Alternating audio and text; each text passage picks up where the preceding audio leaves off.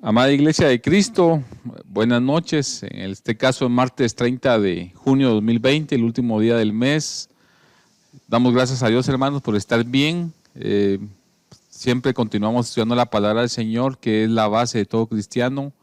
Hoy se termina esta jornada de este paseo, ¿verdad? Este autobús bíblico, dice, a través de la Biblia, un programa que se transmite de estudio bíblico, que donde ven todos los libros de la Biblia. Nosotros hemos estudiado en 8 jornadas el libro de Efesios. Ha sido un libro, hermanos, lleno de mucho consejo, de mucha bendición.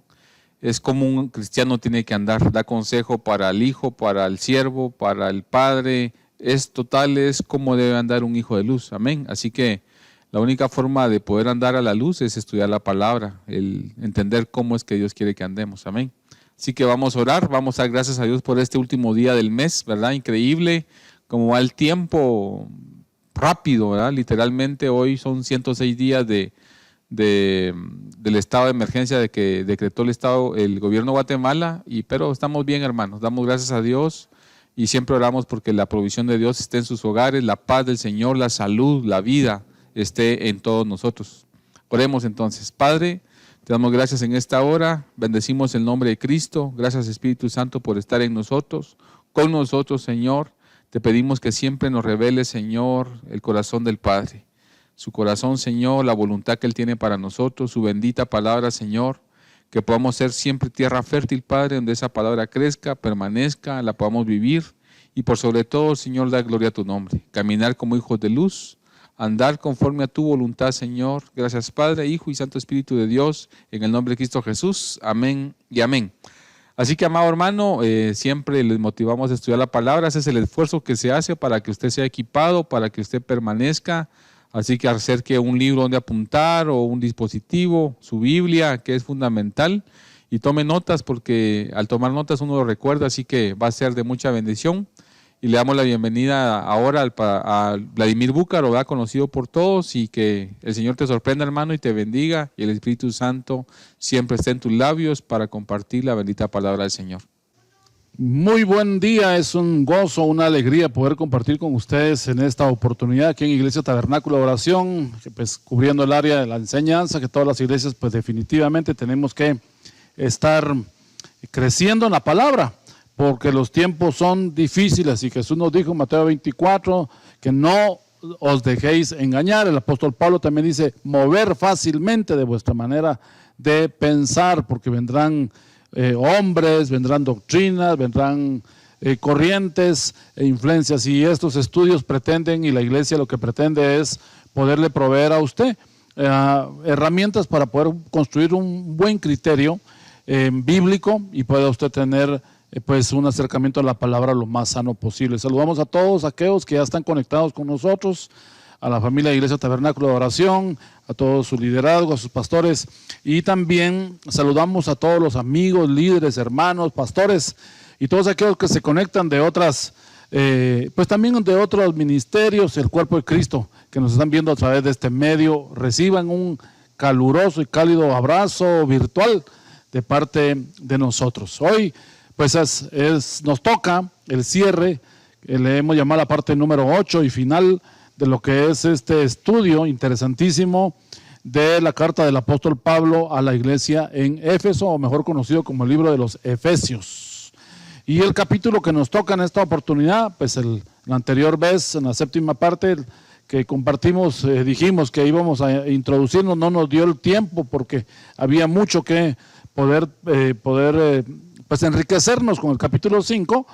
El capítulo 6 ahora ya nos va a dar prácticamente el cierre y la doxología final de esta reina de las epístolas, como se le conoce en el medio teológico, a la carta a los Efesios. Solo para contextualizar un poco, veníamos hablando anteriormente en el capítulo 5 de cómo era la nueva forma de vivir que debían de tener los creyentes en su nueva vida, en la vida nueva que estaba el cristianismo y el evangelio proveyéndoles a ellos definitivamente a través de las enseñanzas, no solo de Pablo, sino de Jesucristo, los apóstoles, los todos los maestros y que estaban en ese tiempo contemporáneos a Pablo, enseñando de la gracia bendita, redentora y salvadora de Jesucristo. También hablamos de someternos, cómo caminar en unidad, y hablamos del misterio, de uno de los grandes misterios que menciona esta carta, que era la relación entre Cristo y la iglesia, y tomando como base el matrimonio, y dimos algunos tips que pudieron haber ayudado para que también a las parejas les sirva poder interpretar correctamente estos versículos. Ahora en el capítulo 6 va a hablar sobre algunas recomendaciones, y es muy interesante porque si la carta de los Efesios es la carta más profunda, la carta de los Efesios es la carta que llamaríamos más teológica, más esotérica, más... y la palabra esoterismo no la mire usted como brujería, no, estamos hablando en cuanto a tanta cosa oculta, tanta cosa profunda. Desde esa perspectiva estamos utilizando esa palabra. Ahora va a ser un paréntesis y va a hablar de 3 segmentos de personas a las cuales el apóstol está interesado, que no solo sepan también, los nuevos creyentes convertidos gentiles, no judíos, que estaban en Éfeso, no solo se fueran al cielo, sino que y no entendieran las cosas, solo lo divino, la cuatridimensión de Dios, que no estuvieran ellos como solo pensando en esas cosas elevadas que se dan en los aires, en los 5 ministerios, en la predestinación, en la elección divina, etcétera, etcétera, sino que también quería que pudieran tener los pies en la tierra.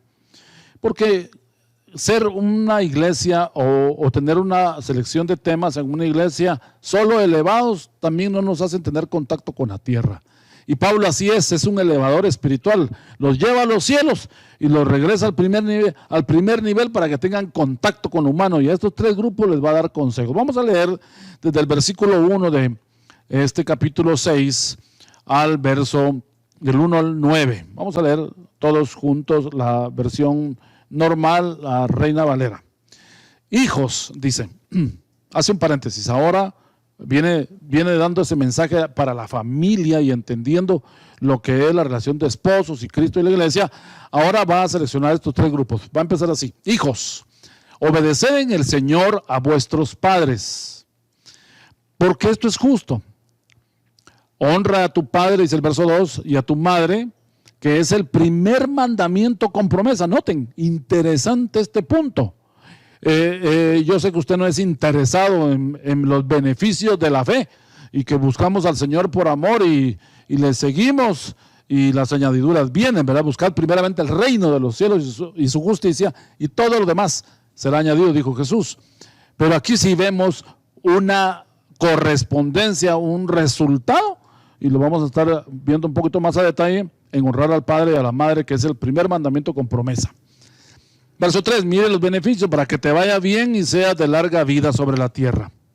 Y vosotros, padres, no provoquéis a ira a vuestros hijos, sino criadlos en disciplina. Es el segundo grupo que le va a dar una recomendación. Primero es a los hijos, luego a los padres. Del verso 1 al 3 es a los hijos. El verso 4 en adelante le dice que no provoquen a ira a vuestros hijos, sino criadlos en disciplina y amonestación del Señor. Este es el único verso que va a hablar sobre los padres a este segmento. En el verso 5 le va a hablar a otro grupo de personas que son los siervos, que obedezcan a vuestros amos terrenales con amor y temblor, con sencillez de vuestro corazón, como a Cristo, no sirviendo al ojo, como los que quieren agradar a los hombres, sino como siervo de Cristo de corazón, haciendo la voluntad de Dios. Verso 7, sirviendo de buena voluntad como al Señor y no a los hombres, sabiendo que el bien que cada uno hiciere, ese recibirá del Señor, sea siervo o sea libre. Y es un cuarto grupo, solo dije 3, en realidad son 4 mensajes que está dando a 4 grupos, pues yo había dicho al inicio 3 y son 4. Y vosotros, lo corrijo, amos, haced con ellos lo mismo, dejando las amenazas, sabiendo que en el Señor, que el Señor de ellos y vuestro está en los cielos, y para que Él, dice, y que para Él no hay acepción de personas. Para Él no hay acepción de personas. Qué bella escritura esa, la que vemos acá en este primer grupo de versículos, del verso 1 al versículo 9. Vamos a ir entonces desglosando a esos 4 grupos. ¿Qué les está hablando? Siguiendo con el tema de la sujeción y del sometimiento entre unos a otros, Pablo se da cuenta que en esta iglesia había mucho empresario, había mucho hombre de recursos, mucho comerciante, pero también por otro lado llegaban, ellos llegaban y llevaban a sus siervos a las reuniones, porque la iglesia es abierta para todos. Entonces llegaba la familia y seguramente llegaba el sirviente, el siervo, el criado, como se le llame, y esa persona llegaba y entonces oía la palabra y se convertía y eran tocados. Entonces empieza como lo que vivió Santiago cuando habla del rico y el pobre, cuando habla del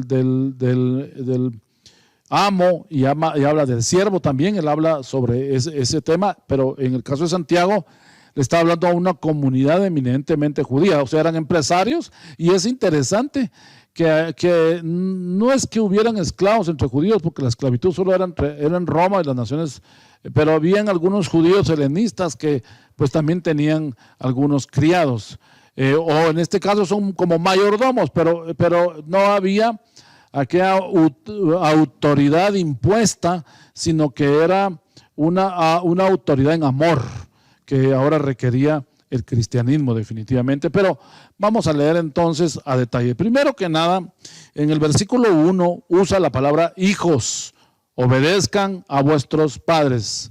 Y añade, dice, obedézcanles en el Señor, porque esto es justo. La palabra hijos en griego que se utiliza aquí es teknón, y usted sabe que la palabra hijos en el Nuevo Testamento principal, bueno, también tiene su connotación en el Antiguo Testamento, pero en el Nuevo Testamento, en el griego está en la connotación de la palabra hijo, nephews, que es un niño dependiente, pequeñito, que apenas está empezando a caminar.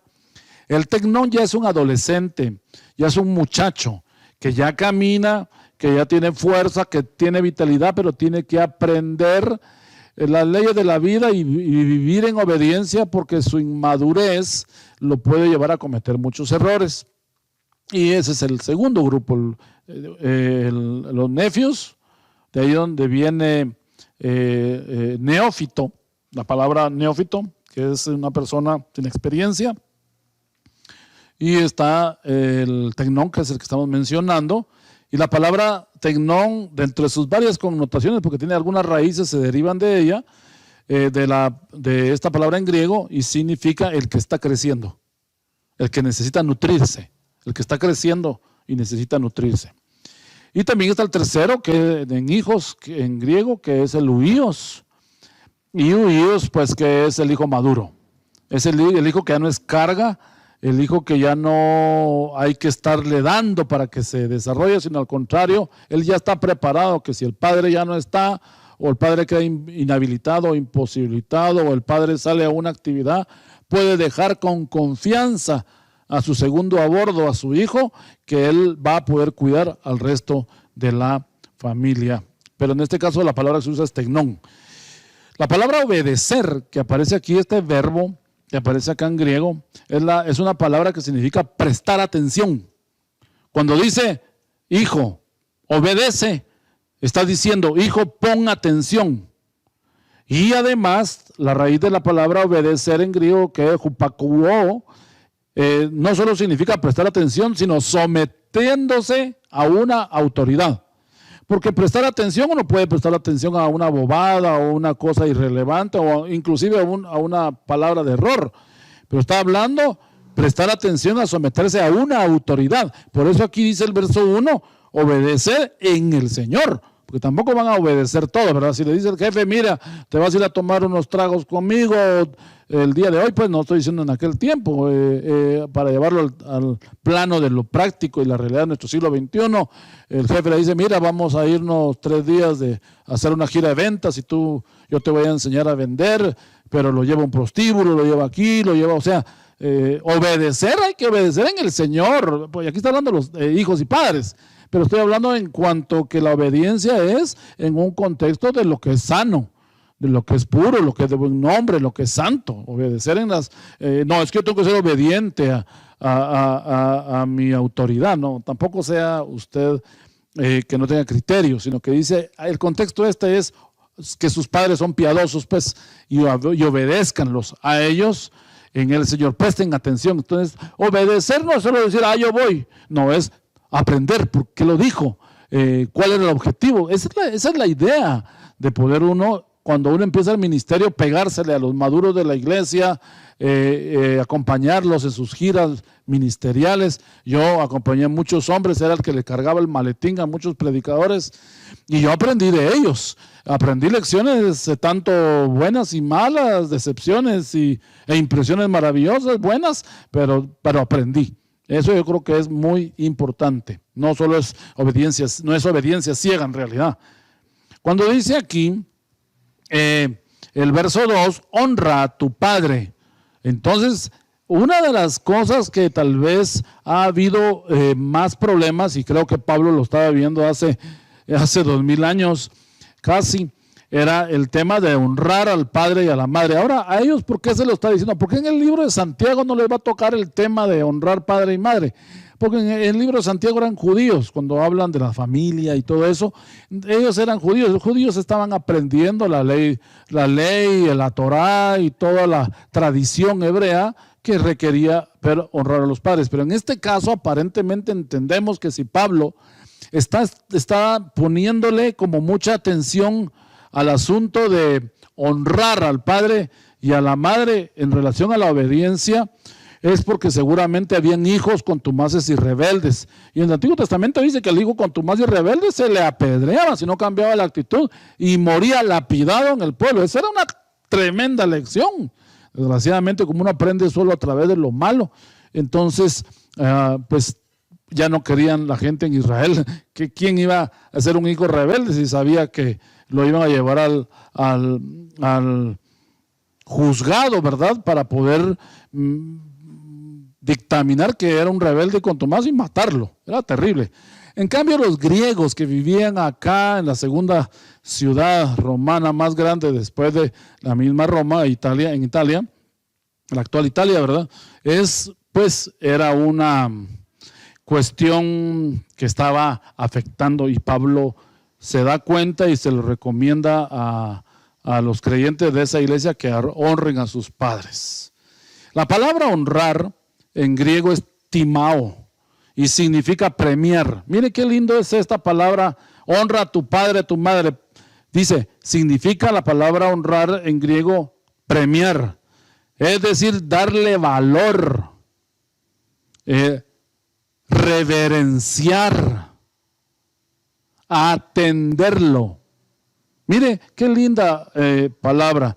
Yo sé que algunos tal vez no tuvieron buenas relaciones en sus hogares, vienen de hogares disfuncionales o han vivido situaciones difíciles en las cuales no valdría la pena honrar, pero una de las cosas que yo tuve por experiencia propia es que yo tuve un padre no involucrado, padre natural digo, no involucrado en nuestra familia, era proveedor, pero ustedes saben que la paternidad no solo es dar cosas, paternidad es también enseñar, y vamos a estar viendo unos puntos acerca de esto que significa, pero para darle como un poco de vulnerabilidad a esta prédica, me costó mucho, pero yo siempre lo honré, siempre estaba, ¿qué quieres, papá? ¿Qué deseas? A pesar de que podía a veces él actuar en una manera no apropiada.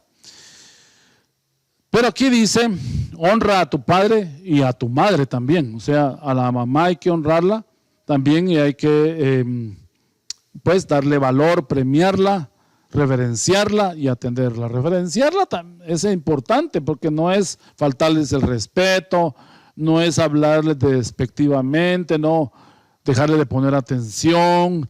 Y también a veces hay que soportar a los padres cuando entran a ciertas edades, como que se regresan a sus épocas de caprichos de niños y ya le toca a uno cuidarlos también en esa parte cuando ya son personas mayores. Aquí cuando menciona en este versículo 2 y dice que es el primer mandamiento con promesa, qué linda la palabra promesa que dice aquí. ¿A qué se refiere? El griego evangelía significa seguridad divina de que vendrá algo bueno. Eso es promesa, la seguridad divina de que viene algo bueno.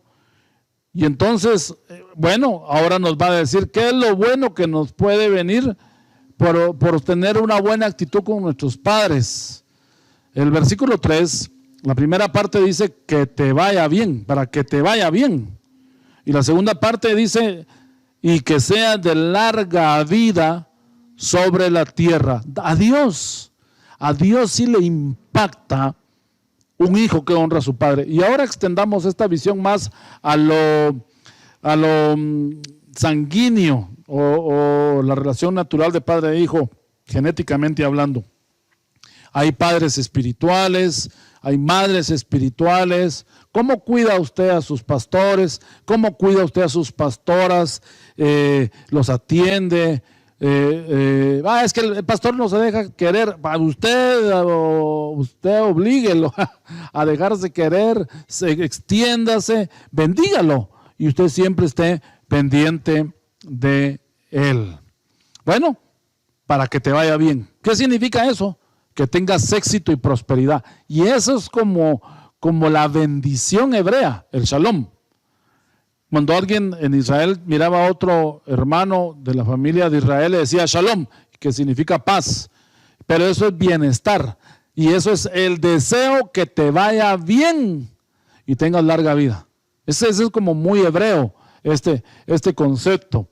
Entonces, para que tengas el shalom en ti, en tu vida. Y no hay nada más lindo que tener una bendición de sus padres. Yo he podido tener la bendición de decirle a mi madre que ponga su mano en mi cabeza y le diga, madre, bendíceme, bendíceme. Y también dice que me va a ir bien, pero también dice que voy a ser de larga vida, o sea, voy a ser longevo. ¿Por qué? Porque también tener una buena relación en casa te trae paz y hace que tu cuerpo esté más saludable, tu mente más limpia, tu corazón más sano. Y entonces menos ataque al corazón, menos estrés, menos derrame cerebral, menos problema en tus órganos internos, menos problema en la circulación de tu sangre, menos retención de pecados.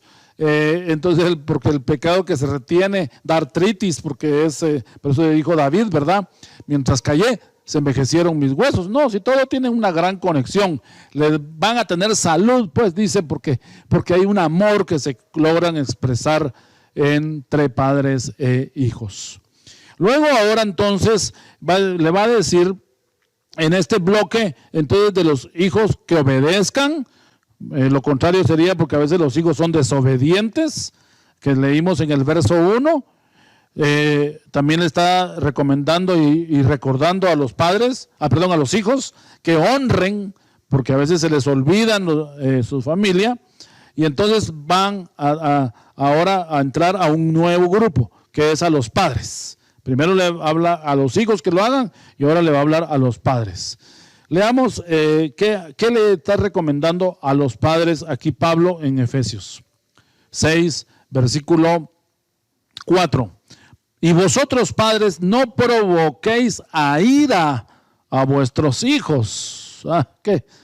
Aquí ya se metió Pablo a un problema que él notó. O a Pablo le contaron, porque Pablo siempre pedía los reportes, los informes de las iglesias, y seguramente los pastores que él había dejado en esa iglesia, cuando él tuvo su reunión ministerial, su sesión de trabajo, le contó cómo están las familias. Y le dijo, no, tenemos problemas. Tenemos problemas de que los hijos hacen estas cosas, pero los padres también no son maduros. Y los padres provocan a ira, no saben relacionarse, no saben comunicarse, no tienen conexión con sus hijos. ¿Y por qué se debe esto? Porque son ásperos, son duros, son difíciles. Entonces aquí Pablo va a detener toda su teología profunda de Efesios, va a parar el bus de la profundidad, se va a bajar del cielo y va a decir: señores, vamos a arreglar este problema, porque aquí ¿de qué nos sirve saber teología? ¿De qué nos sirve saber profundidad si la familia está en crisis? Y yo creo que esto también es muy importante que lo podamos entender, de que también la familia debe estar sana. Y aquí entonces le dice: no provoquéis. Aquí está llevando a los padres a una pues tomar una decisión de cambiar. No provoquéis a ira a vuestros hijos. Otras versiones dicen: no provoquen a cólera. O sea, cuando ya llevan a una persona de un enojo básico a una ira y después a una cólera, significa que los padres ya ahí los subieron al punto donde ya el hijo ya no oye y donde ya empieza la violencia y empieza la gritería. Bueno, es algo duro, pero definitivamente no lo podemos obviar. El apóstol aquí encontró un problema en la iglesia local que seguramente en alguna de nuestras familias en este siglo XXI es pertinente y válido para nosotros. Aquí dice una cosa interesante en la segunda parte del verso 4.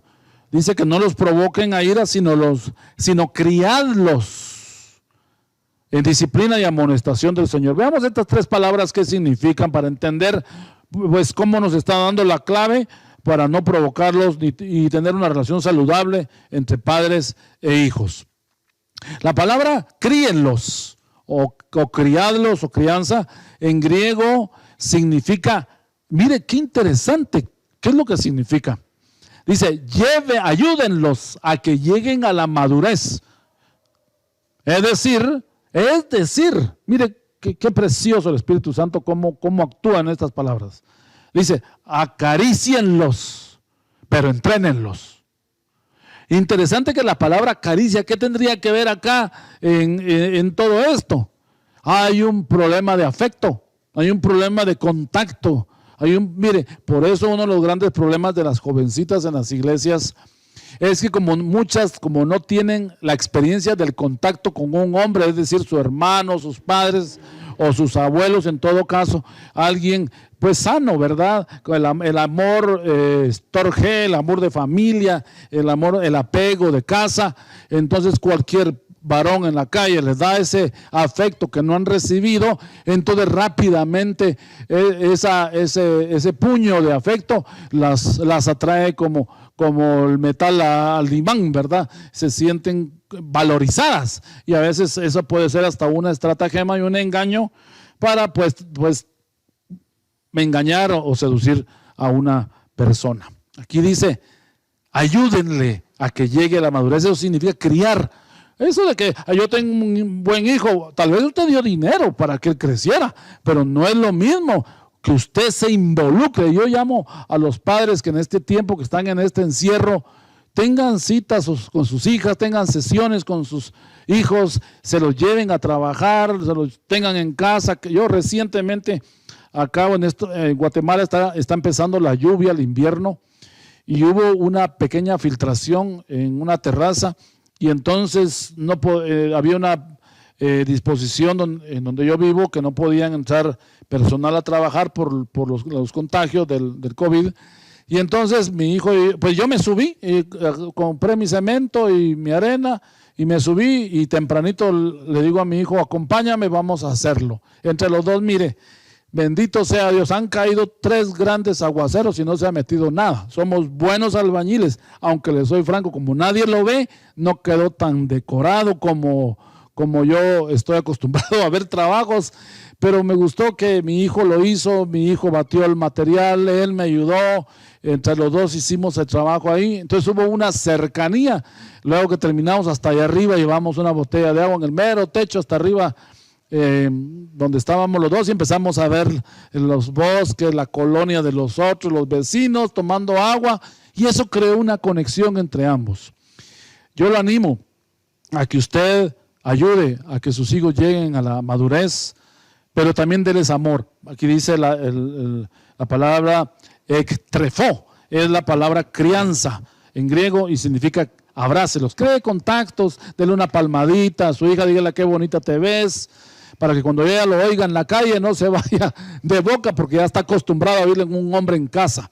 Pero también dice, entrénelos con rigidez, ensénelos. Entonces, amor y rigidez. Eso no le recuerda a usted lo que dice el Salmo 23, tu vara y tu callado me infundirán aliento. La vara es como lo duro, lo rígido, pero el callado, que era como el gancho para traer a la oveja, para que no se fuera al precipicio, era con cariño que se le jalaba para que también pudiera seguir con el resto de las ovejas. Criadlos entonces en disciplina y amonestación, añade este versículo 4, la segunda parte.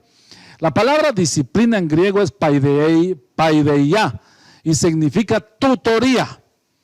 La palabra disciplina, muchos dicen, es que yo en mi casa la disciplina, ahí está la vara. Mire, pastor, pero aquellas iglesias que todavía tienen el método de enseñanza del lancasteriano, se llama. Esto, los que saben de historia de la educación cristiana, saben que el método Lancaster se basaba en el castigo, porque se decía, esa creencia protestante, se decía de antaño, que el castigo abre las puertas para el cerebro. Y era terrible, ellos inventaron la regla, la vara, poner a un niño castigado en una esquina, asolearlo. Eso viene de los ingleses influenciados por alemanes. Bueno, qué naciones tan duras, ¿verdad? Entonces, significa la palabra disciplina tutoría. Es decir, educación o entrenamiento. Por implicación, corrección disciplinaria. Es casi el mismo espíritu lo que estamos leyendo anteriormente. Y la palabra amonestación en griego significa llamar la atención. Es decir, reprensión suave o advertencia. Usted no necesita gritar en su casa, no necesita gritarle a sus hijos. Usted no necesita advertir en un tono amenazador. Usted necesita establecer su autoridad, pero que también pues sea una reprensión, pero que también tenga ese espíritu de formar con amor. No se trata de descubrir los errores y estarlos puntualizando. Bueno, entonces a los padres les llamó la atención, seguramente hay una crisis de familias en la iglesia que llegaron, porque cuando uno llega a la iglesia no se da cuenta de sus propios errores, hasta que la luz del evangelio se los muestra, uno se percata de las cosas a las que uno ha estado definitivamente expuesto. Bueno, entonces ya vimos hijos, el verso ahora que vimos al padre, el consejo a los padres, y ahora el verso 5 le va a dar consejo a los siervos. Porque mire qué interesante, Santiago y Pablo tienen mucha conexión, bueno, también Colosenses lo menciona, pero ellos tocan unos temas muy poco desarrollados o sensibilizados dentro de todo el Nuevo Testamento. El tema de la gente subordinada, de la gente que trabaja para otro, la gente que está bajo y esto es no solo válido para un siervo, un sirviente como en aquel tiempo, sino que es válido para todos los que estamos sujetos a alguien. Y esto es interesante que lo podamos ver. Le está escribiendo primero a los siervos y después le va a hablar a los amos. A Pablo le interesaba mucho, porque el siervo estaba dolido. Cuando llegaron a la iglesia, ese siervo tal vez no le pagaban, ese siervo le trataban mal, humillaban. Pero cuando llegan al evangelio, tanto su amo como él aceptan a Cristo y ahora hay un nuevo orden de poder establecer las cosas, como lo dijo también Santiago. Lo uno mucho, lea Santiago y esta carta en esa parte se da cuenta que son muy similares. Bueno, es interesante que en ese tiempo se practicaba la esclavitud. La esclavitud en Estados Unidos, por lo menos hasta las guerras, que fue el motivo por el cual de la unión con los otros pelearon y por el tema de la esclavitud, 1700, por ahí, más o menos 300 años, y fue una cosa terrible, tremenda, que se dio, muchos murieron por estas guerras, por el tema de la segregación racial. Pero en ese tiempo en Roma, Era una costumbre romana y gentil llegar a la gente practicar la esclavitud. Bueno, entonces quiere decir que muchos creyentes llegaron a la iglesia de Éfeso practicando la esclavitud. La palabra siervo que se utiliza acá en griego es doulos y significa esclavo. Un esclavo, por lo tanto, en un sentido pues obvio, tiene que ver, según el griego, implica sujeción y subordinación a alguien, es que está sujeto a otra persona. Interesante esta expresión, porque sí, él dice siervo, no le está diciendo hermano, o sea, hay una relación igualitaria en Cristo, pero hay una relación de dependencia. Entonces le dice, ¿cómo tiene que ser ahora el corazón del esclavo para con su, o el siervo para con su amo? Bueno, aquí añade una palabra que nos llama la atención en la segunda parte del versículo 5 del capítulo 6 de Efesios, que es lo que estamos viendo. Dice, obedeced a vuestros amos terrenales con temor y temblor. Añade con temor y temblor. La palabra temor es phobos. Phobos, de ahí vienen las fobias. Y significa respeto. Y temblor en griego es tromos. Y significa sujeción. O sea, respétenlos. Respeten a sus amos. Porque seguramente ya le habían llegado a los oídos de Pablo que muchos siervos no solo se quejaban. Si era una queja justa, pues la llevarán delante del Señor. Pero estos a veces se reían, que tal vez... Porque una de las formas que un siervo tiene para poder no someterse con temor es criticar a sus amos. Y como él vive ahí, ve toda la vulnerabilidad de las personas, de esa familia en la que él está sirviendo. Entonces dice que sirvan con respeto y con sujeción. Ahora, les va a hablar Pablo de las actitudes que ellos tienen que tener ahora en Cristo para con relación a estos amos. Veamos el versículo 5. Dice, sírvanle con, bueno, la segunda parte del versículo, la tercera parte del versículo 5, no la dejemos escapar. Dice, con sencillez de vuestro corazón como a Cristo. Con sencillez. La palabra sencillez en griego significa transparente, de un solo aspecto, con sinceridad, sin disimulo. Dice, o sea, sírvanles transparentemente. Sírvanles transparentemente. Díganle, Señor, mire, me estoy esforzando en limpiar el piso, pero ese piso está ya demasiado sucio. Le falta, no es que yo no pueda, pero tal vez me consiga otro producto porque le estoy dando en los mismos lugares y no le sale la mancha. O sea, que venga y él se involucre, porque es interesante ver personas que hacen lo que se les dice, pero no piensan. Hacen lo que se les dice, pero solo hacen lo que se les dice en eso, pero no contribuyen en nada más. Entonces, el valor de que la persona aporte y ayude en lo que hace, también le da mucha importancia a Pablo en el tema espiritual. Dice la segunda parte, ahora sí, el versículo 6, dice, no sirviendo al ojo como los que quieren agradar a los hombres, porque mire cómo le está hablando a los siervos. No lo hagan para el que los ve, como para ganar algo delante de ellos. No sean superficiales, les dice, sino pongan atención y dedíquense a hacer su trabajo bien.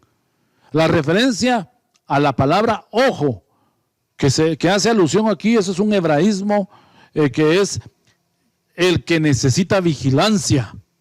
Vaya, supervisión.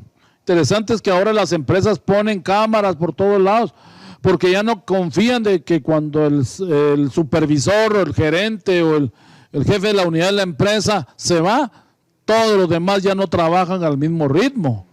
Definitivamente uno tiene una expectativa y una medida, pero aquí va a dar otra actitud más en el versículo 7 que nos va a ayudar a poder entender cómo lo tienen que hacer.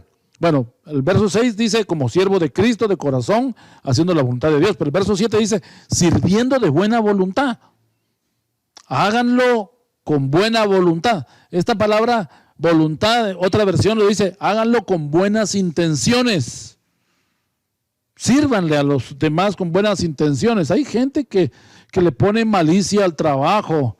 Hay un programa que sacan en la televisión que se llama el Jefe Escondido, algo así, no me recuerdo cómo se llama, es en inglés, pero no me acuerdo, el jefe encubierto, esa es la palabra creo que en español. Y la idea es que el jefe lo disfrazan y lo ponen como un empleado en la fábrica. Y entonces, mientras no está el jefe, miren, hasta escupen las comidas, hasta le hacen mal y quiebran piezas de metal, rompen otras, y no voy a entrar en detalles, pero hacen hasta obscenidades y cosas sucias, porque es una manera de vengarse por el maltrato. Yo no sé si a usted le ha tocado amos duros. Porque servirle a un hermano que es buena gente, buena fe, que le da a usted una extra en el trabajo, qué bendición, qué lindo. Pero si le toca a un amo severo, aquí estamos hablando de que no está hablando de un amo normal, está hablando de un amo duro, difícil. Mire, aquí dice, hágalo de buena voluntad. Hágalo de buena voluntad. Y algo que debemos de entender, es que nosotros no lo hacemos para los hombres, sino que lo hacemos para el Señor. El verso 6 lo dijo, ¿verdad? No sirviendo al ojo como los que quieren agradar, estamos regresando, a agradar a los hombres, sino como siervo de Cristo, como siervo de Cristo. O sea, mi medida no es el jefe, mi medida es Cristo, y lo tengo que hacer como para Él. Imagínense que usted ponga a Cristo como su jefe, le va a ser fácil someterse a otro jefe inferior a Cristo. Y cuando el jefe diga, qué bien lo hace, este trabajador sí se somete a mí, vieran cómo lo formé. No es usted jefe. Es él que tiene su estándar puesto en Cristo. Y entonces por eso él da lo mejor. Definitivamente usted es beneficiado con ese buen trabajador. El versículo 9, vámonos al versículo 9. Ahora le va a hablar a los amos, es el cuarto grupo. También encontró un problema Pablo acá en esta iglesia, de que también los amos que llegaban eran tremendos. Eran pues personas que no valoraban a su personal, no valoraban a su gente. Y aquí Pablo le dice, y vosotros amos, haced con ellos lo mismo. O sea, trabajen con ellos de buena voluntad, de buen corazón, y con sencillez, o sea, que sea una relación de doble vía. No, el jefe debe ser déspota, el liderazgo no se impone, se reconoce, es inspiracional. Si ya usted tiene la necesidad de sacar el látigo por alguna cosa, será que tal vez tienen endurecido estas personas el corazón y así tal vez necesitan entender. Pero sí quiero decirle que al amo también le está diciendo ahora que ya están llegando a la iglesia y que se quieren someter a caminar como Cristo les enseñó. Entonces dice, hagan lo mismo.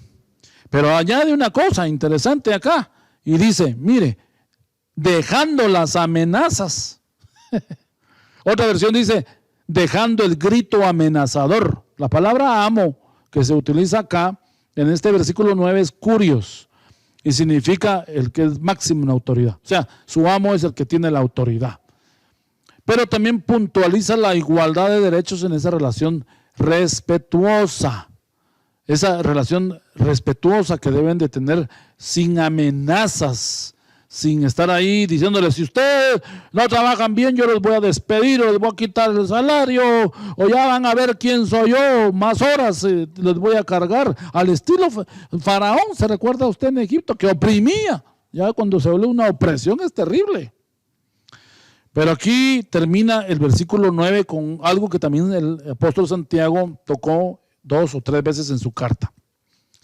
Porque para el Señor, dice el final del verso 9, no hay acepción de personas. La palabra acepción de personas en griego significa parcialidad, es decir, favoritismo. Es difícil esto porque a veces hay un trabajo ahora es mejor que el otro, pero usted tiene que darle chance. Por ejemplo, usted tiene en la iglesia, pastor, músicos. Tiene un buen músico acá y hay otro que le cuesta. Pero este que le cuesta está llegando a la iglesia. Él quiere aprender, tiene un corazón trabajable. Y él quiere definitivamente aprender, pero le cuesta más que los otros, es más torpe en interpretar o cantar o alguna cosa. Entonces ahí está el éxito del ministerio, porque una de las connotaciones del liderazgo dentro de nuestros tiempos y que lo enseñan en los cursos de liderazgo es poder potenciar o potencializar lo que tiene una persona. O sea, no solo es que la persona llevarlo al nivel donde usted quiere, no solamente es eso. Volemos todos como águilas, ¿verdad? Ya no seamos polluelos, ya hacen los ejercicios en los seminarios, en los hoteles de las grandes empresas. No es solo es eso, pero también es encuentre cómo esa persona, usted lo ayuda para poder esa persona llegar al otro nivel. Recuerdo la historia de una maestra de la universidad que daba clases de matemáticas, una familiar muy cercana de mi esposa. Y ella nos cuenta que ellos dan lo que se llama la educación andragógica. Básicamente la andragogía es la educación para adultos. Y dice que había una señora mayor que tenían que hacer unos cuadros para poder hacer cálculos matemáticos. Y la anciana era una mujer ya pues que le temblaba la mano y no podía hacer trazos, definitivamente. Entonces ella en la próxima clase le llevó hojas ya trazadas y las mandó a fotocopiar y le llevó a esa persona y guardó unas por si hubieran otras más adelante, y le sirvió mucho a la anciana poder evitar hacer el trazo y perder tiempo en su examen, porque era un examen al que iban a ser sometidos, y que ella se dedicara más a lo otro. Eso se llama ayudar, para que la persona saque lo mejor de ella. Pero si nosotros estamos, usted siempre el mismo error, usted no entra en la nota, usted es desafinada, mire, hermano, mire, mejor consigan otro, porque este músico ya, mejor contraten, porque para quebrarme la cabeza. En la iglesia no se trata de contratar. Fácil es decir uno, hago bandas y todo, pero aprovecha lo que tienes y puedas ponerlo. Y los líderes formen, porque también a veces, no sé por qué estoy diciendo esto, ahí sí que el Espíritu Santo podrá enseñarle a alguien en esta área, pero también todo el liderazgo, principalmente en las áreas técnicas de la iglesia, sonido y todo ese tipo de cosas, tengan un corazón de enseñar. Derramen, ustedes replíquense. Bueno, aquí terminamos entonces los 4 grupos y entremos al tema que ya deja de ser un tema devocional y se vuelve uno de los temas que son interesantes, que es la guerra espiritual. Y yo creo que a muchos les llama la atención este tema de la guerra espiritual, porque definitivamente Pablo nos estaba hablando de lugares celestiales. Desde el principio, los primeros versículos de la carta, que Cristo nos bendijo en los lugares celestiales, que somos bendecidos con Cristo juntamente en los lugares celestiales. Y todos miramos los cielos, pero también en los cielos hay esferas contaminadas. Y hablándolo espiritualmente así. Leamos el verso 10 en adelante. Solo este verso 10 ahorita. Por lo demás, hermanos míos, fortaleceos en el Señor y en el poder de su fuerza. Bueno, ya les expliqué cómo tienen que vivir como familia y en la empresa y en los negocios y en la casa. Ahora les voy a decir cómo tienen que vivir en la guerra espiritual. En primer lugar les voy a decir, fortalézcanse. Ustedes tienen que llenarse, hacer su gimnasia espiritual, ejercitarse en la piedad, así como ustedes van al gimnasio, ustedes salen a correr o hacen dieta o se cuidan o los fitness y andan con esto y lo otro, pues así también tienen que crecer y fortalecer, tener fuerza en el Señor para poder caminar. Pablo entonces gira en esta última parte que va a hablar en este capítulo 6 de Efesios. Va a dedicar sus palabras y consejos a la batalla espiritual que van a librar los creyentes. Primero que nada, entendemos que hay 2 mundos.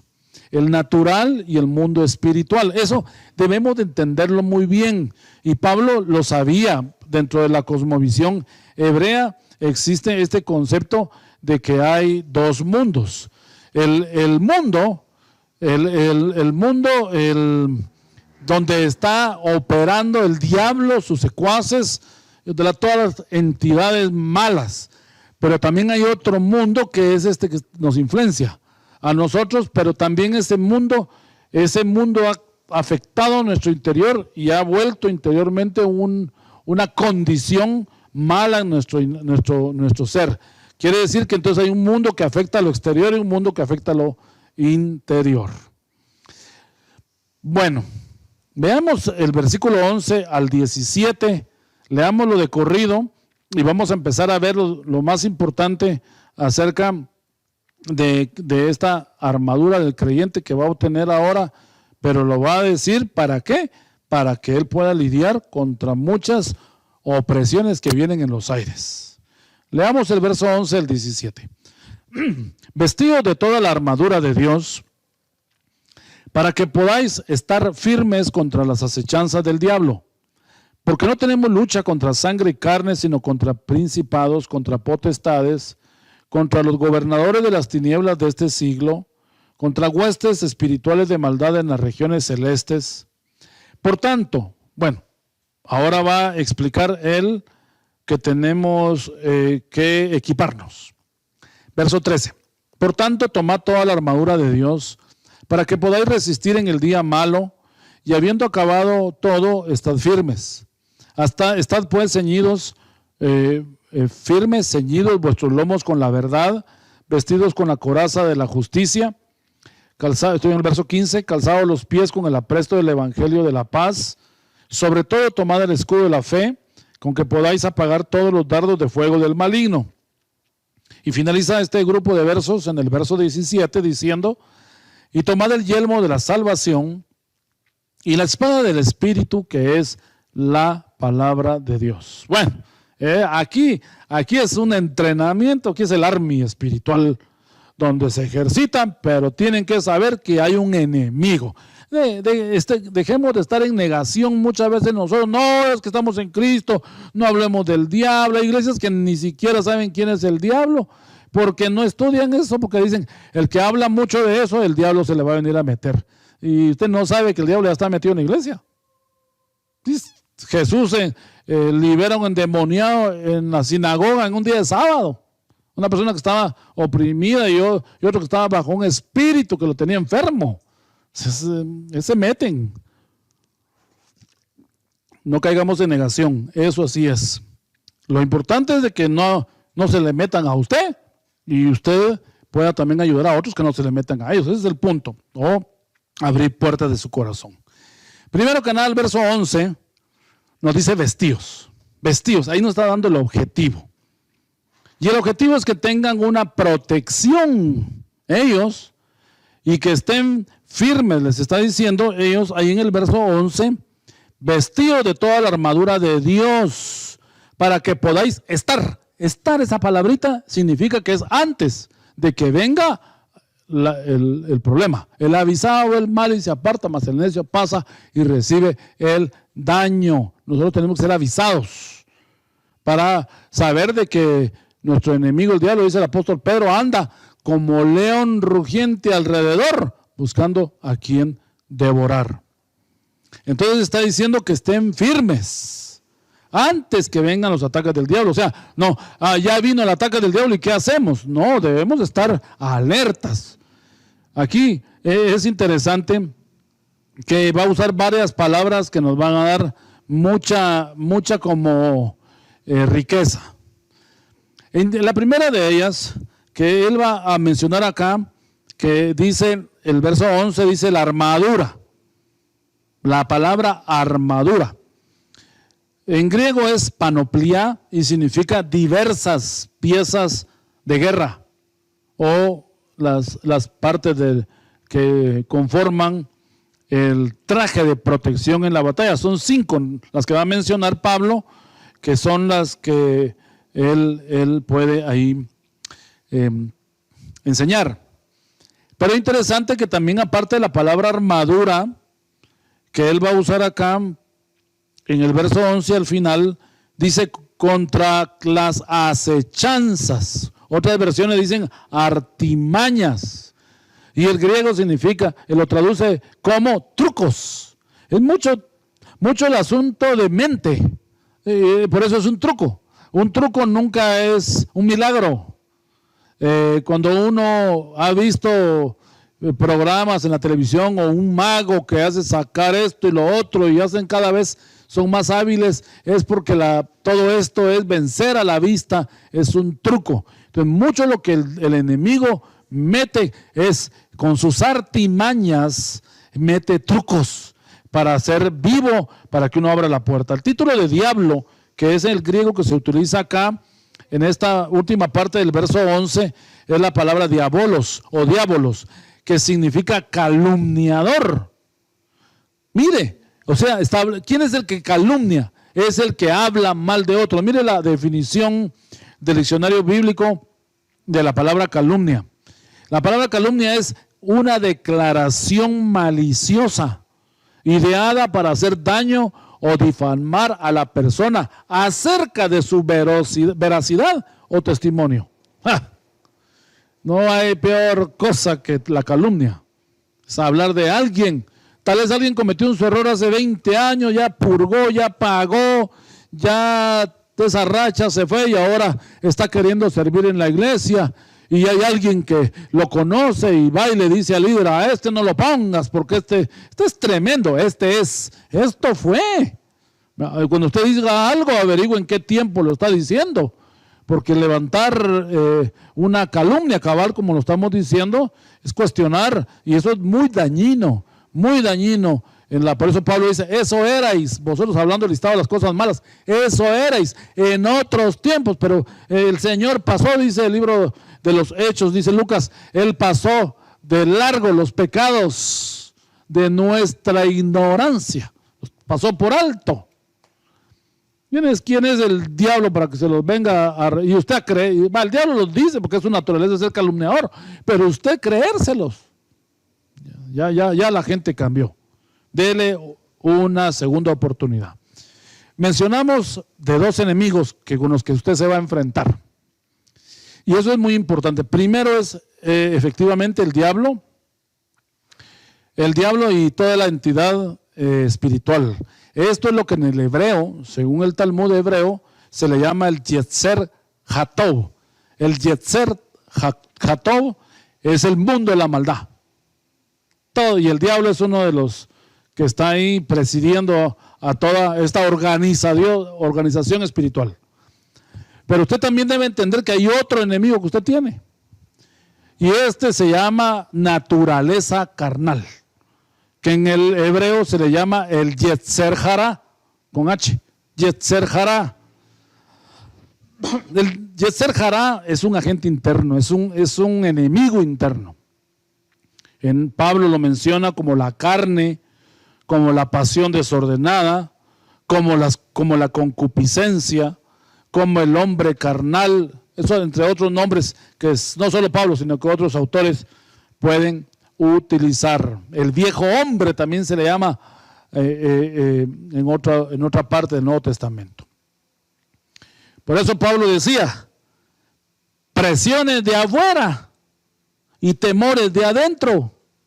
Es lo que uno vive, la lucha que uno vive. El diablo es oportunista, pero el diablo no va a entrar si usted no abre la puerta. Entonces realmente el peor enemigo, diría yo, en primer lugar es la naturaleza caída. Es la que se expone y es la que abre las puertas para que el enemigo entre con todos sus secuaces. Veamos ahora el versículo 12. Vamos a ver cómo enumera acá el apóstol en este versículo 12 y enlista quiénes son estas divisiones de nuestros enemigos.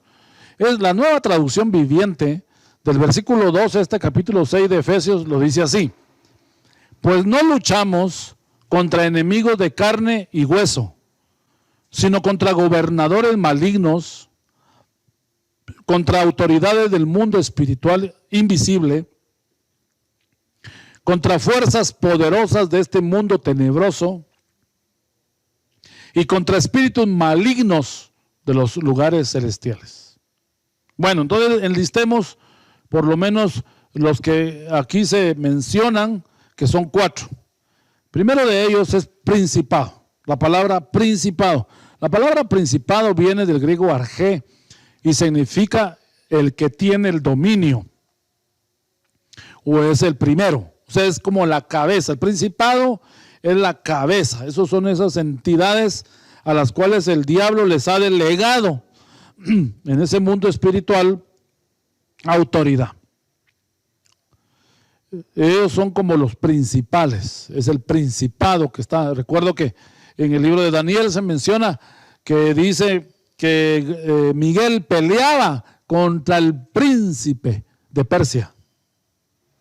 Pero pelea con él, pero le digo, pero también va a venir el principado o el príncipe de Grecia. O sea, habían 2. Y ahí estaba luchando Miguel, eso porque Miguel es un príncipe, aquí se estaban dando de tú a tú. Quiere decir que hay entidades hasta arriba. Y esto es muy importante entenderlo, porque cuando uno está ministrando, aconsejando a las personas en la iglesia, uno debe entender quién es el que está arriba de quién. Pues es el diablo, va a decir usted, no, yo sé que es el diablo, pero usted debe saber de quién es el que gobierna ahí, en su mente, para saber quién es el principado. Pero en este caso está hablando que en los aires hay una entidad muy alta, dividida en toda la tierra, y estos son príncipes, son las cabezas. Luego dice que hay potestades. Este es un orden inferior al principado que tiene autoridad y fuerza. La palabra potestad viene del griego exousia y significa fuerza. Estas son entidades que tienen mucha fuerza, tienen control y pueden influenciar. Interesante que una potestad entonces puede influenciar.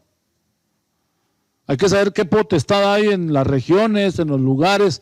Por eso existe lo que se conoce como la cartografía espiritual que muchos profetas utilizan y que han detectado los lugares. Por ejemplo, si usted va y no lo quiero decir pues como despectivo o hablando mal de una nación, pero si usted va, por ejemplo, a la isla donde está la mitad Haití, la mitad de la República Dominicana, usted se da cuenta que la parte de la República Dominicana es muy frondosa, muy fértil, muy rica, muy próspera.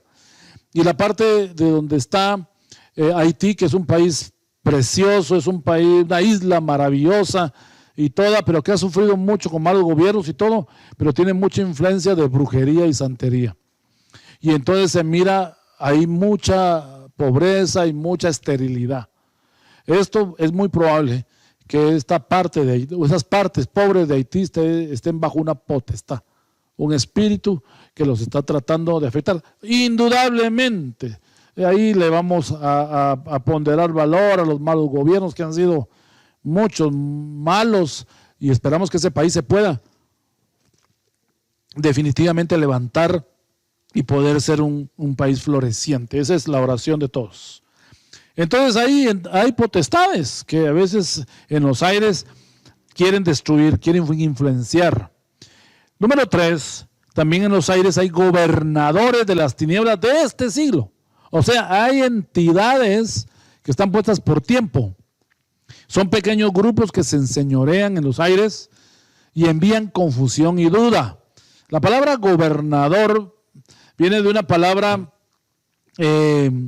griega que significa el que gobierna la vanidad del mundo.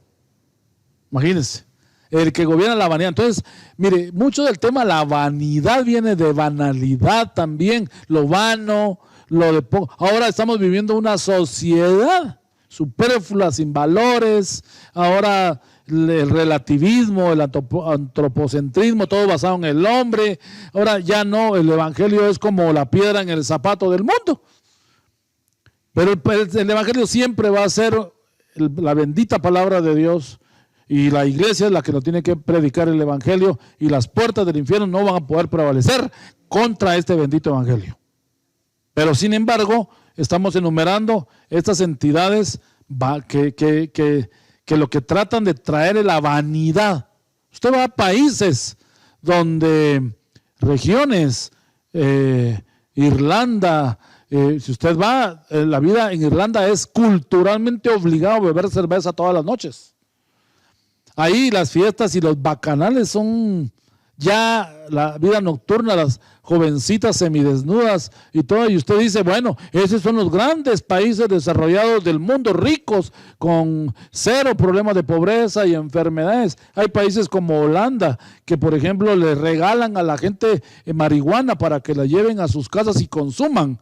En Alemania, hay unas partes en Alemania que al drogadicto le regalan su dosis de droga para que él pueda consumir en casa. Es una eutanasia social, porque al gobierno le sale más barato proveerle la droga al consumidor para que él no robe, no delinca, no él ande haciendo cosas afuera, ni pagar hospitales. Eso es lo que se llaman las ciudades perfectas, de lo que es el día de hoy en el mundo desarrollado. ¿Dónde está ahí el Señor? No, aquí hay gobernadores que se han metido, pero hay gente que seguramente se va a levantar para predicar el bendito evangelio. Y el último grupo que menciona aquí el apóstol Pablo, que está en los aires, unas huestes de maldad en las regiones o dimensiones celestes, dice otra versión. Aquí vemos que maldad, que se menciona acá, es la palabra ponería, y significa depravación, la malicia, el complot, el pecado. Ahí hay en lugares donde la maldad está a flor de tierra.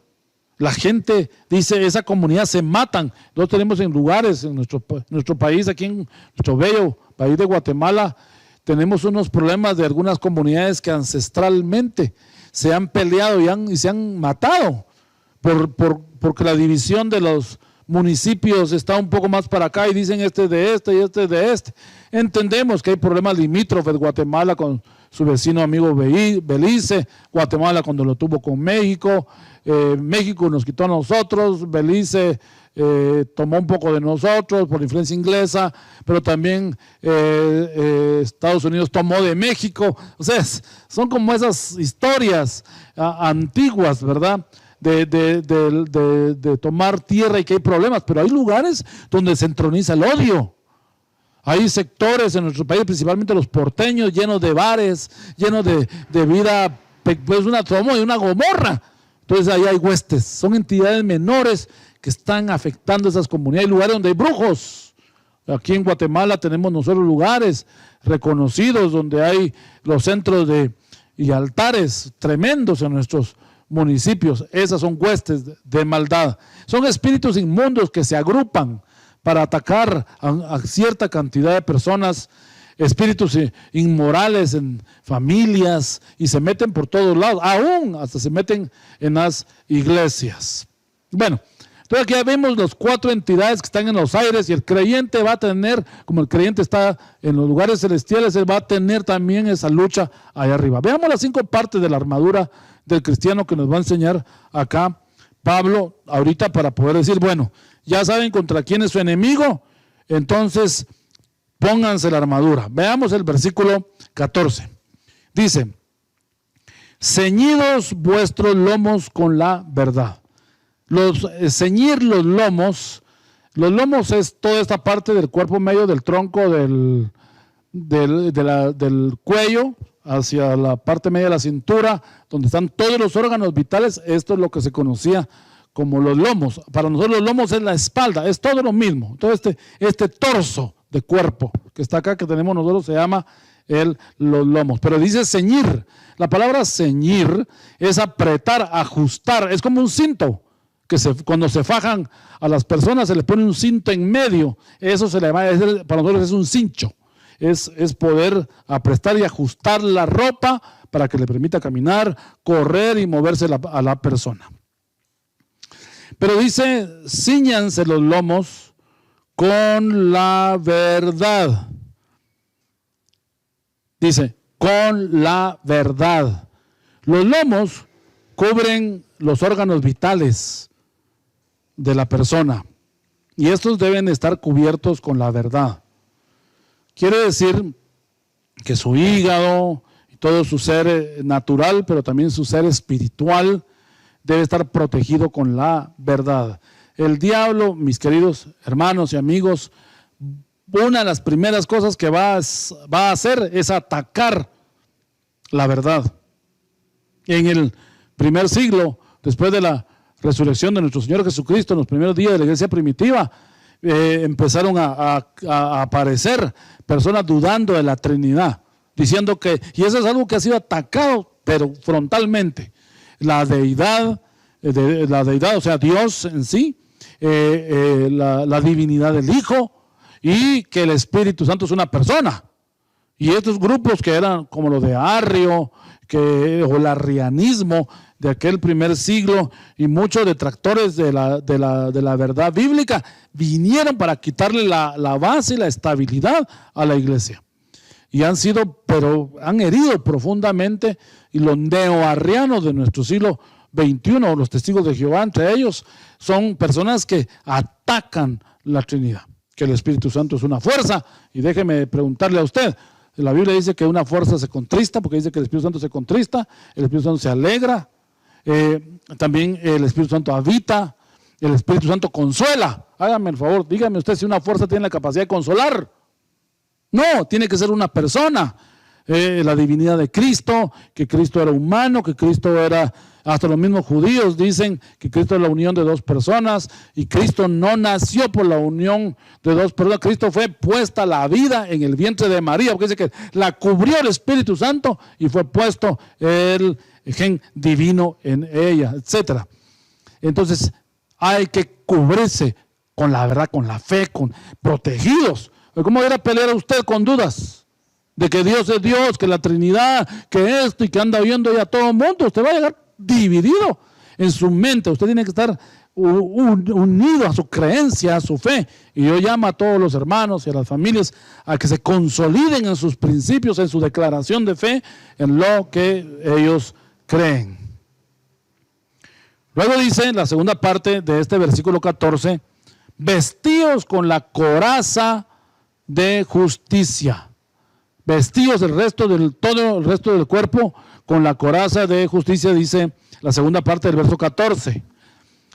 Bueno, coraza viene del griego sorax, que significa el pecho. Cúbranse del pecho todo. Y la palabra justicia viene de rectitud. Una persona que no solo cree la verdad, sino anda en rectitud, entonces no va a ser atacado tan fácilmente por el diablo. La iglesia, que es el cuerpo de Cristo, debe andar en rectitud. Y mire, a veces cuesta. De hecho, el Señor a veces como entiende nuestra condición, 7 veces cada justo deja esa forma para decir, usted puede fallar en alguna cosa, pero de todas ellas le levanta a Jehová. Usted se va, porque ¿saben por qué dice esa escritura? No para darle 7 vidas como al gato, ¿verdad? Sino que el Señor lo deja porque Él sabe que podemos fallar y no hay un espíritu de culpa. Que venga la persona y no pueda levantarse porque sienta vergüenza y humillación por el pecado que cometió. Yo le llamo a usted, mi amado hermano y amigo, que nos está sintonizando en esta oportunidad. Si usted tiene algún pecado o algún pecado oculto, busque al Señor, ríndase a Él, humíllese, confiese, busque la asesoría, el acompañamiento de ministros, gente seria, gente correcta, gente madura, que le ayude a usted para poder, porque todos lo hemos hecho, que cuando estamos vulnerables en algo buscamos el apoyo de los demás. Cúbrase con la verdad, cúbrase con la justicia de Dios en su vida. Tercero, dice, usando aquí el ejemplo del traje del soldado romano, que es el que está utilizando acá de figura. Es interesante que Pablo pocas veces usa ejemplos griegos, pero aquí sí está usando una armadura, porque los judíos no eran soldados, o sea, los judíos eran pacifistas.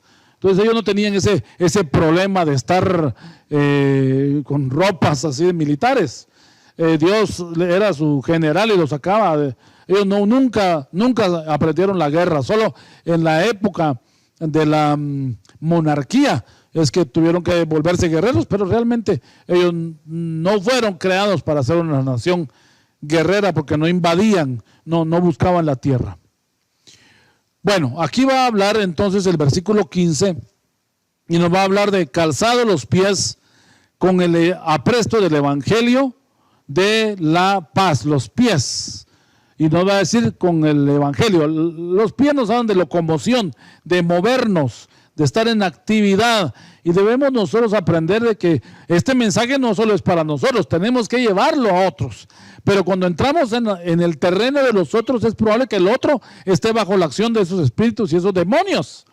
Entonces tiene que llevar estas buenas nuevas, este evangelio lo tiene que llevar a esas personas, pero dice la palabra clave acá que dice que deben de tener paz, debe hacerlo en paz, no en contienda, no andar criticando a las otras iglesias. Mire, véngase a la mía porque es mejor que la suya. Mire, ¿qué es eso? Estar uno ahí como difamando a otro con tal de ganar un prosélito. No, hermanos, todas las iglesias son bellas y todas las iglesias tienen sus crisis, tienen sus momentos de gloria, tienen sus problemas, tienen sus escaseces, sus tribulaciones, pero también así tienen sus victorias y las familias restauradas y cosas maravillosas que suceden en las iglesias. Y seguramente estará pasando ahora en las casas, porque la iglesia se trasladó a la casa y ahora en la casa tenemos que levantar las reuniones al Señor. Bueno, entonces la palabra presto que se menciona acá, calzado los pies con el apresto. ¿Qué es esa palabra apresto? Bueno, es preparación. La palabra presto en griego significa preparación. O sea, con la preparación correcta. Pues si usted va a ir a predicar y usted no sabe la doctrina, y usted solo con buenas intenciones, no, es que yo no necesito nada, aquí el Espíritu Santo va conmigo. Permítame, hermano, permítame. La ignorancia no es una buena acompañante cuando uno va a hacer la guerra espiritual, principalmente si es un evangelista. Y se va a meter en lugares, a hospitales, funerarias, se va a meter a casa, va a ir donde el brujo. Mire, usted tiene que ir bien armado para poder enfrentarse con cualquier persona. El apresto es el evangelio, preparado, enseñado. Usted lo aprendió bien. Y es interesante que la palabra paz en griego habla de sosiego, de prosperidad y de tolerancia. O sea, usted debe llegar feliz, próspero. Entonces quiere decir que tengo que tener primero dinero antes de ir a evangelizar. No está diciendo eso. Prosperidad es ese estado de tranquilidad y de comunión. Porque si usted llega de mal humor o usted llega emproblemado a ministrar, a predicar o se mete a ese mundo, el diablo lo va a estantear en sus emociones. Le va a empezar a tocar puntos y la persona hasta le va a caer mal y va a resultar usted está pegándole al endemoniado. Entonces no es así. Uno debe entrar en un ambiente de paz, en un lugar cuando va a atender a alguien y con la felicidad y la alegría del Señor. Es interesante que como el diablo no tiene alegría, él tiene sus placeres, pero el gozo solo el Señor lo da. La discreción, la humildad, estar en paz, estar preparado, ayudan al creyente para poderse enfrentar al mundo.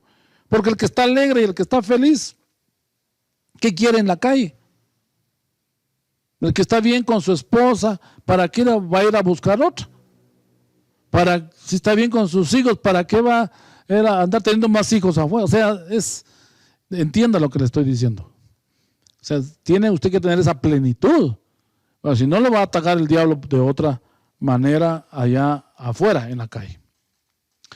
Es interesante porque aquí hay una palabra que se va a añadir en el verso 16 y es la única parte de la armadura que es directamente para protegerse puesta en una mano, y es el escudo. Es el escudo de la fe. Se lo puede mover, se lo puede pasar para acá. La palabra escudo, que dice el verso 16, que nos ha sido dado el escudo de la fe, aunque podáis apagar todos los dardos del fuego del maligno. El escudo Es un arma defensiva que nos protege de todo dardo de duda, de desaliento, de falta de fe, de desánimo, de pensamientos impuros. Escudo, interesante que la palabra escudo viene de una raíz griega que significa protección del tamaño de una puerta gigante. Eso es lo que dice. Es una protección que es gigante. Usted no piensa que usted llega con su escudito pequeño, como lo que sacan en las televisiones de los muñecos, ¿verdad? No, es una protección grande de parte de Dios. Es enorme, es como una puerta gigante, dice las referencias griegas. Y es interesante que cuando dice aquí, dardos de fuego del maligno, la palabra maligno que se utiliza acá en griego es el que daña, el que influencia, el que oprime, es la palabra dañino. Tremendo, es el que degenera las cosas. Es como un veneno. La palabra fuego, que dice que son dardos de fuego del maligno, la palabra fuego significa cólera, ira, aflicción, lujuria. Mire, yo le voy a decir una cosa, usted puede estar tranquilo en el culto, en la reunión, y de repente le viene un pensamiento impuro, de odio, de inmoralidad, un recuerdo, cualquier cosa que lo ataca y lo trata de sacar a usted de su relación con Dios. Entonces, ¿qué tiene que hacer usted? Ponerse el escudo y reprender. Recuerdo que hace un tiempo mi hijo tuvo una visión, estaba en la habitación con nosotros en nuestra casa, y de repente él vio un espíritu que pasó en la sala pequeña, estaba en penumbra, y él me dijo, papá, aquí hay un demonio, me dijo. Y yo sé que cuando hay un demonio es porque algo se quiere meter. Y usted tiene que aprender cruz, que se vaya a la muerte y que venga Jesús. No es así, hermanos.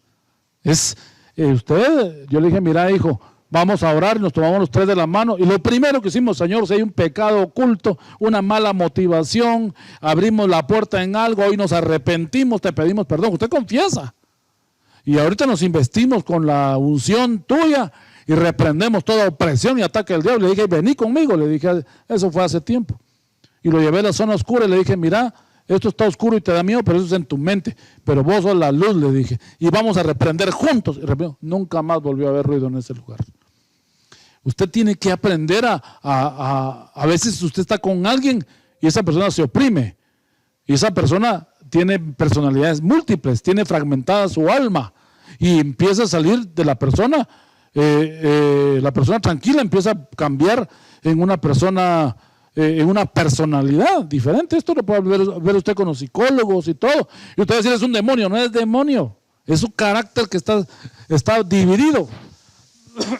Y entonces esa persona está oprimida.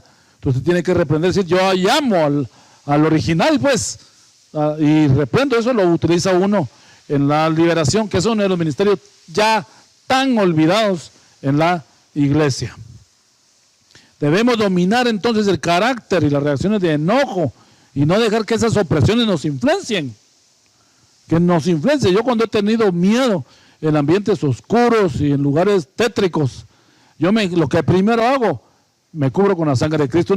Solo para contarles rapidito, yo sé que el tiempo no está a nuestro favor, pero yo tuve una experiencia cuando hace muchos años estaba en el Ministerio de Liberación y Expulsión de Demonios, que algunos le llaman exorcizar, etcétera.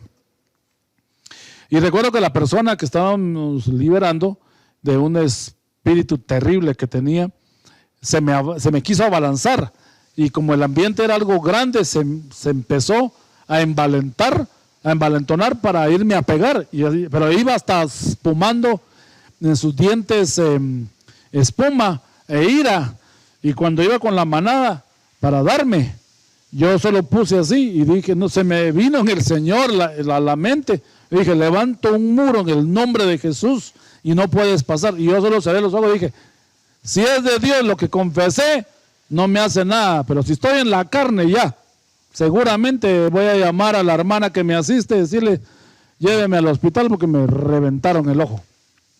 Para mi sorpresa, el hermano que estaba a la par mía, que no hizo absolutamente nada, mire qué ayuda, ¿verdad usted? Por lo menos era testigo de lo que había pasado. Vio, y él vio que cuando yo hice así, el hombre, la cara y la mano se estrellaron como en una pared y salió volando, tirado en el suelo, llorando, quebrantado. Yo puedo testificar y decir que en el mundo espiritual, si estás cubierto con la sangre de Cristo, Él te guarda a ti. Por eso cuando usted viaje, ore, cúbrase cuando sus hijos se vayan a estudiar, cuando vayan a alguna actividad, cúbranse con la sangre de Cristo, declare la palabra, venga para acá mi hijita, la bendigo, la cubro, que el Señor te guarde de toda opresión, de todo ataque, o lo que usted sienta, usted llama a alguien, mira, quiero orar por ti, quiero saber cómo estás, etcétera, etcétera. Bueno, veamos los dos últimos elementos que forman parte de la armadura, y ahora vamos a ver en el versículo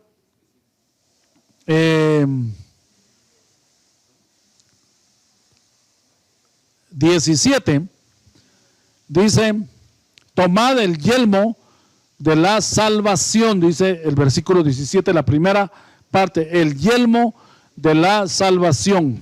La palabra yelmo viene del griego y significa rodear en círculos la cabeza.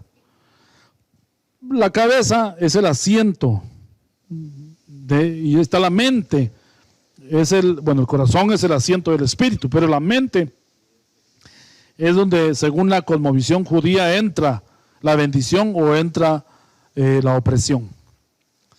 Debemos de cubrirnos la cabeza, la mente.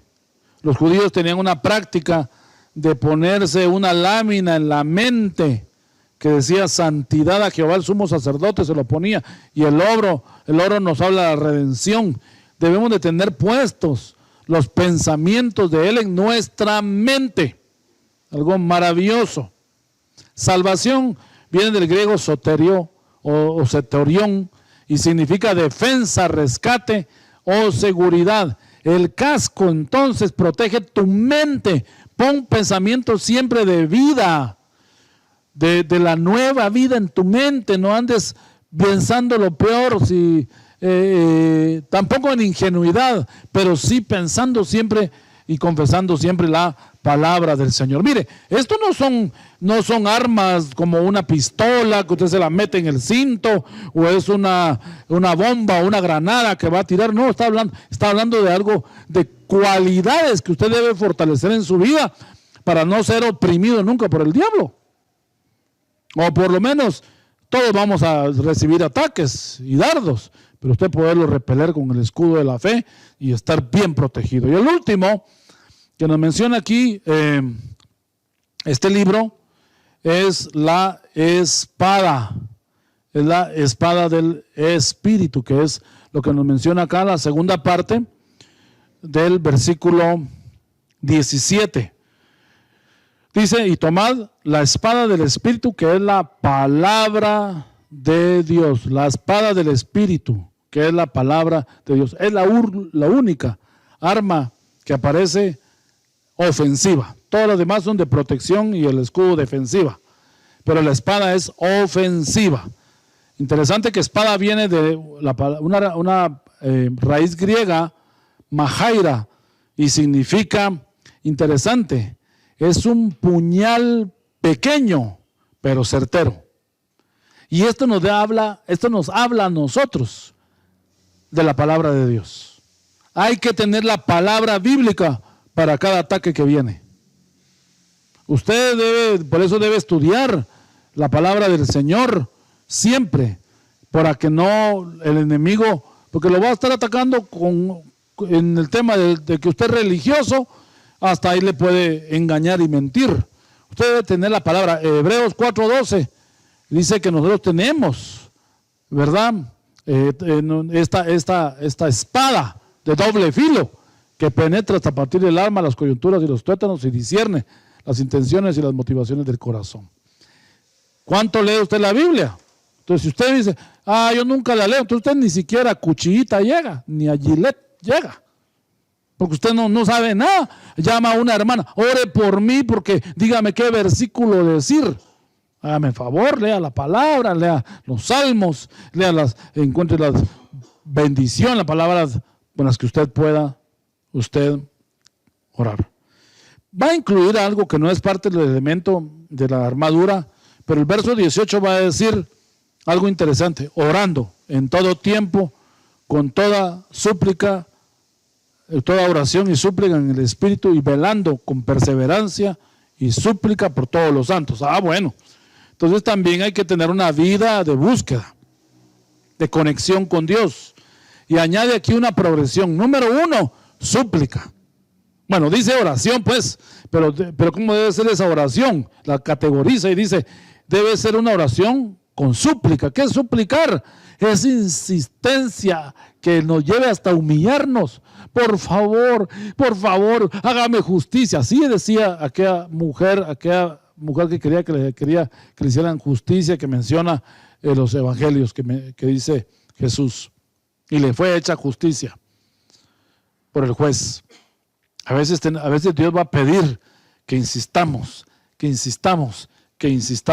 No es pedir siempre, porque me recuerdo que alguien decía, es que ya llevo un año pidiendo y Él no me responde, e hice eso de insistir e insistir. ¿Y qué es lo que le estás pidiendo pues? Y va a contar una cosa mala que quería que el Señor le diera, y le decía, ¿cómo estás pidiendo eso? Si sabes que hace un año Él te dijo que no. Entonces pida usted las cosas que contribuyen a su crecimiento y su mejora, pero no cosas que no le edifiquen. 2, dice velando, y esa es una actitud importante. Todo guerrero, todo soldado aprende que en las noches le tocan turnos, como las vigilias, y cuidar, debe estar velando. ¿Qué significa velar? Estar atento y alerta. Atento y alerta. Uno sabe cuando le viene el ataque y la opresión. Uno percibe ese espíritu. Pero dice que debe hacerlo con perseverancia. Muy bien, llegamos al final entonces de nuestro estudio del libro de Efesios. Y nos llevaron 8 sesiones contando esta, para poder lograr terminar este estudio, que realmente sí es muy profundo. Solo dimos semillas, entendemos que el conocimiento también es progresivo, ¿verdad? Y debemos de nosotros renovarnos. La salutación final, usted la puede leer ya en su casa, el amor que expresa Pablo a ellos, que pues después de un tiempo ya no los iba a volver a ver, pero que Pablo amaba profundamente esta iglesia. Seguramente usted es amado de Dios, y esta carta le da muchos consejos de su vida, le habla sobre las profundidades del Espíritu, nos habla de la posición del creyente en Cristo. Tiene tanta versatilidad, y seguramente usted va a poder ser bendecido. Fue un gusto haberos acompañado en este viaje de estos 8 periodos de tiempo, y bueno, esperamos verlos próximamente con un nuevo tema que seguramente va a ser de bendición para toda la familia de Iglesia Tabernáculo de Oración, a quien mandamos un profundo saludo y cariño. Dios les bendiga. Bien, hermanos, Iglesia de Cristo, hemos estudiado ya la parte final del libro de Efesios. Son 6 capítulos llenos de consejo, lo que el Señor quiere para la iglesia. En un inicio decía yo, era mi tema, la posición de Cristo, del creyente en lo que Cristo hizo. Esa es fundamentalmente la carta a los Efesios. Así que damos gracias a Dios, hermanos, que usted esté bien en casa, que haya pasado este día martes con mucha bendición, y pues que la semilla que hoy se depositó pueda ejercer en usted un caminar lleno de luz, lleno de gracia. Así que nos vemos en la próxima. Ya el próximo martes vamos a tener un nuevo tema. Esté atento, seguramente va a ser de mucha bendición lo que el Señor tenga preparado, porque siempre oramos al Espíritu Santo para que Él sea el que nos dé el siguiente tema que para compartir. Así que, amada iglesia, hasta pronto, que el Señor les guarde en perfecta paz, y que iniciemos ya este mes de julio lleno de la gloria del Señor, siempre esperanzados en lo que Él tiene para su pueblo. Así que hasta pronto, feliz descanso, buena noche.